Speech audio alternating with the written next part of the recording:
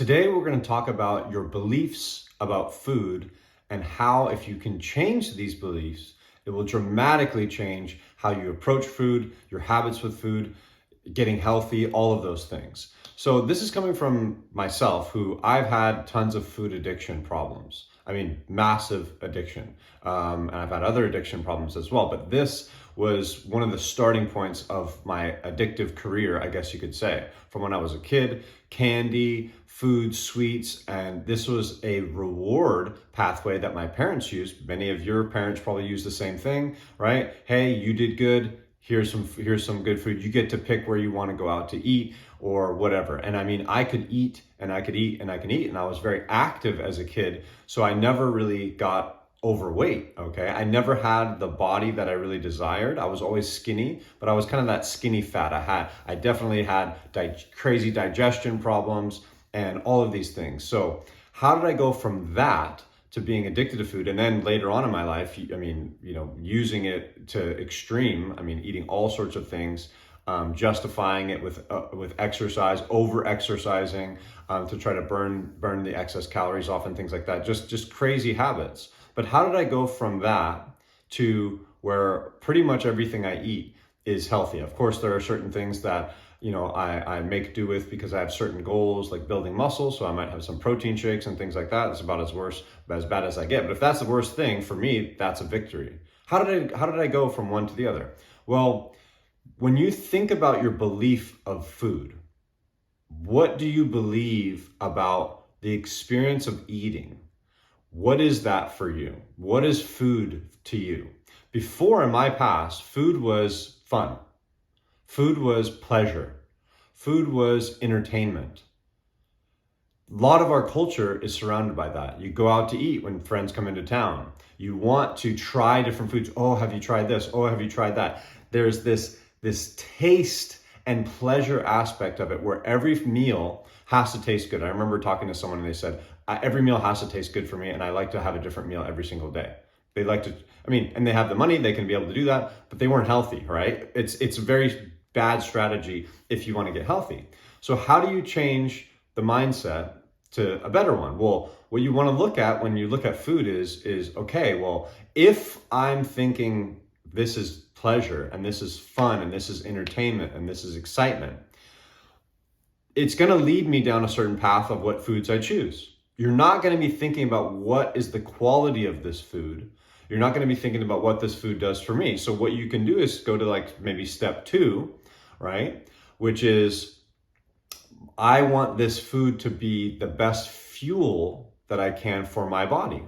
Now, again, if you're an athlete, this might lead you into eating carbohydrates and eating sugars and things because you need to you fuel yourself or refuel yourself for the activity that you're doing. But at least you're going to be thinking about it in a way kind of like you would with a car, where it's like, hey, I can put bad fuel, shitty fuel in, and that's going to be not as efficiently burned and not as used as well as the crap stuff, all right, as the junk, as just the pleasure, just the sweets or whatever it is that you're eating. If I change and shift my thinking to, this is fuel for my body and I want it to be the best quality fuel that I can get. So that was a step that I took in my life. I went to, the food is fuel, okay? It's this, it can give me energy or it can take energy away from me. So I started making better choices then. But then I made another step. Into the one that I'm at now, where I look at food as disease and health. And because I've had so many issues with food, it's not just physical disease, it's mental, it's emotional.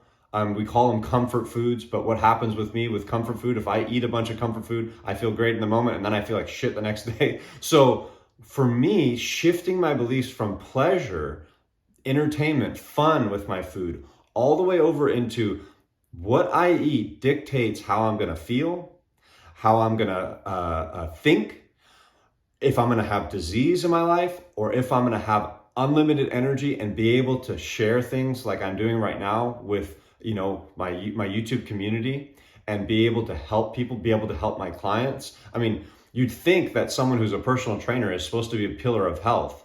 would have all the motivation in the world to eat healthy. But I was addicted to food. I've been addicted to food on and off for the past, 16 years. And I'm talking deep food addiction, not like just eating candy when I was a kid. I'm talking about like going somewhere and going and buying $15 worth of candy, right? And chocolate and popcorn and crap like that and soda, and then just going home and eating that. That's it. Not having any or other substance in my food while I'm training clients and while I'm telling people to diet and do all these things. I mean, I've got problems, obviously. So I'm glad I'm in a program now that's taking care of a lot of that in my life and other addictions that, again, I'll talk about on this channel. But we're talking about food right now. So when I look at food today, I have a completely different way of looking at things. And if I'm really craving something, if I really have a bad moment where I'm like, man, I really want to eat something tasty, I want to have that mouth pleasure, or man, this day is going by bad, or maybe this day is going by great and I want to reward myself, I stop. And again, I shift my thinking to, what is this food going to give me, or what is this food going to take away from me? For me, I am someone who's more motivated by pain than I am by pleasure. Some people, they move towards in life. They really want to grab things and they want to go after stuff, and there's this reward. If you do this, things will be good. If you eat this, you'll have this great physique and you'll have this great life. For me, I'm much more motivated by the stick versus the carrot. The carrot's the reward, the stick is the smack in the ass. I don't want to feel a certain way. I know that about myself. I don't want to feel in pain. Okay, I get physical pain, joint pain, things like that when I eat like crap. I don't sleep well. I have other, physical conditions, acne, okay, crazy stuff that comes out of my eating. And so when I think about those things, when I have my reasons why, I look at my food and I go, okay, well, what's going to happen if I eat this?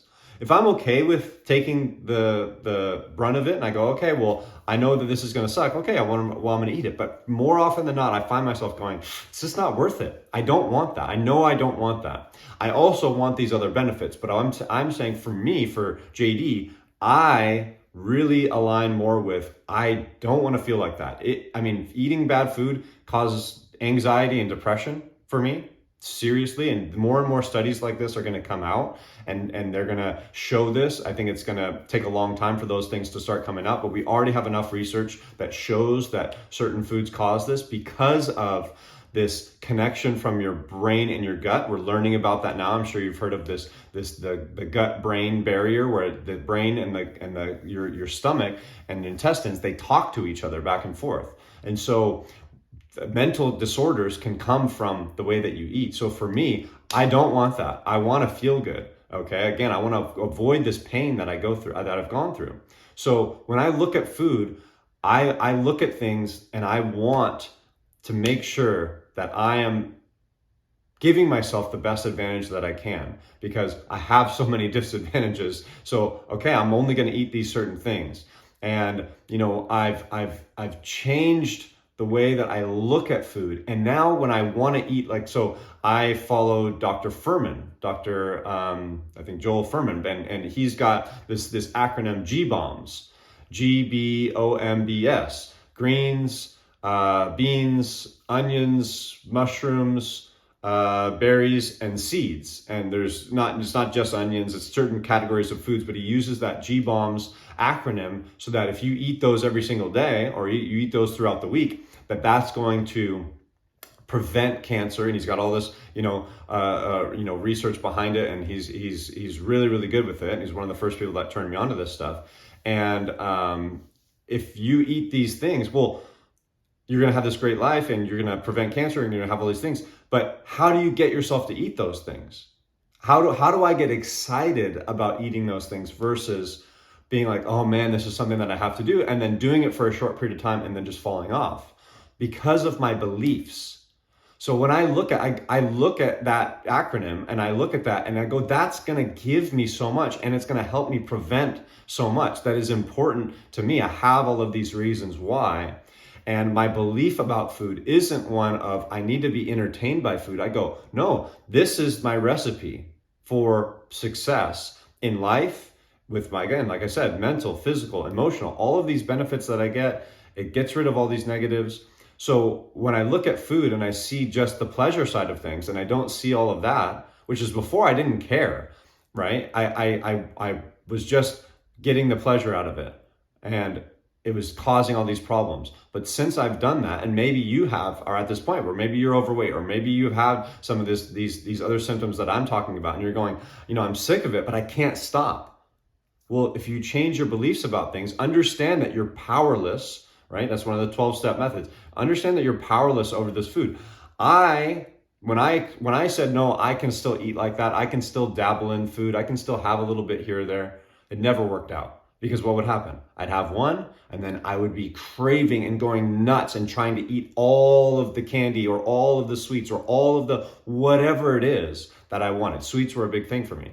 But if I change my belief and I go, look, I'm powerless over these things. I know that I can't deal with those things. I know I can't even have a little bit. I can't just have one square of chocolate. I eat the whole bar. I eat the whole bag.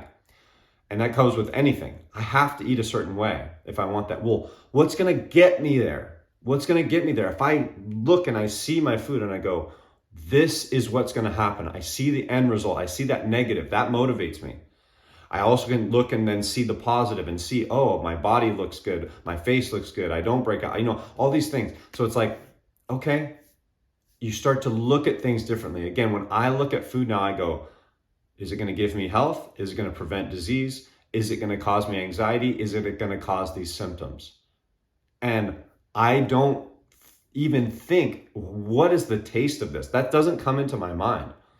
And what's happened since then is the taste of food has changed. Well, number one, your taste buds will change if you're not bombarding it with bunches of sugar and salt and all this other crap that we put, all these chemicals. Your taste buds will change. But also, again, if you start feeling good, that will in itself be its reward, and you won't want to go back to the old way. When you start losing the weight and you start feeling better and you start sleeping better and all these benefits happen, you'll start automatically choosing that. But if it's a struggle, if it's something that you're just gritting your teeth through, like, oh, I got to eat this way, it's not going to happen. It's going to happen for a short period of time and then you're going to fall off. And maybe you've done that before. So again, if you can change your beliefs about things, take it from the pain, the pleasure aspect of things, the fun aspect of things, and look at it as, hey, this is providing me with fuel, and it can give me things and it can take away things. What do I then want to eat? What do I want to put in my body that's going to give me all these benefits, and it's going to prevent some of these other negative side effects? If you can start shifting your way, so every time you think about what you're going to eat for dinner, for breakfast, for lunch, whatever it is, you're thinking in those terms, then it's going to be so much easier to push away just the pleasure aspect of things. And you might be in those low moments, like I said. You got to start writing down those reasons why. And you got to have them, you might have to have them with you at all times. So you look at that and go, because it'll change your thinking immediately. If you look at that and go, oh, acne, stress, all right, all these things that come out of, I can't, bad sleep, bad digestion, sit on the toilet for hours. I mean, it can be terrible. But some people take it anyways. I know people that are allergic to certain foods, like dairy. They have lactose intolerance, and they will still go eat dairy. And they're like, yeah, it's not going to be a fun day for me tomorrow. What?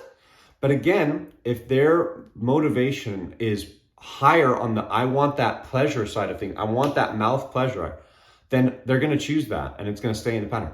If you then start to look at your food completely differently and see that, hey, this can give me so much and it can take away so much, that's going to help change. So change your beliefs, really start doing some writing about it, get your reasons why, and start looking at every piece of food. That's what I do now. Every piece of, is this fueling me? I eat the G-bombs every single day, and I am not looking at it going, oh, I have to eat this again today. I was eating, this is actually a true story. I was eating this thing the other day, a quick change. I'm going to make a video about this, about bitter foods and protein absorption. This will be one of my other videos, but I'm going to give you a sneak peek now. Is bitter foods actually help you absorb protein better? I was doing some research on protein absorption.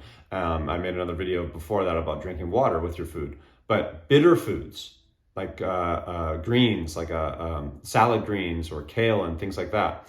Well, I've been eating these dandelion greens, and they're bitter, and I don't like bitter that much. All right, I can do dark chocolate and stuff, but I would much prefer, again, sweets. That's what I'm a sweets guy, and I'm eating them, and my mindset is, hey, this is going to help me digest this protein that goes to my goal of building muscle, and it literally doesn't taste as bad anymore. Like my relationship with this bitter food has changed, and so in doing, it's not that bad when I eat it. And that can be you as well if you take the time to sit down and go, okay, what do I really want from these things? And it's got to be a daily thing. It's got to be repetitive. If you're like me and you're someone that can go off the rails with one candy bar, you've got to be even more disciplined, but you've got to have more of those reasons why. And that's a reason why in itself. Hey, I know that if I have one, I'm going to keep going and going and going. Once you pop, you can't stop. The old Pringles, commercials. So that's me, and I know that, and I understand that I'm powerless over these things, so that I have to set up my life and I have to set up my thinking in a way that prevents me from doing these things, because it's only going to cause harm. So look at your beliefs, see if you can't change them into a more positive way of helping your entire life. And that'll be the ticket for you to look at something like a salad or a bitter green in my sense, and eat it and not be so upset about it. Be actually enjoying it. Like I said, looking forward to it, because you know that you get these benefits and you know that it takes away these negatives and it leads to this quality of life for you. So change your beliefs, take them from pleasure, move them into, hey, this is life. This is life fuel. This is life force for so much more than just that moment of pleasure. Because you and I both know that moment of pleasure comes and it goes. And for me, it goes really, really quickly, because I just want more and more and more and more. And it's never enough. Never enough.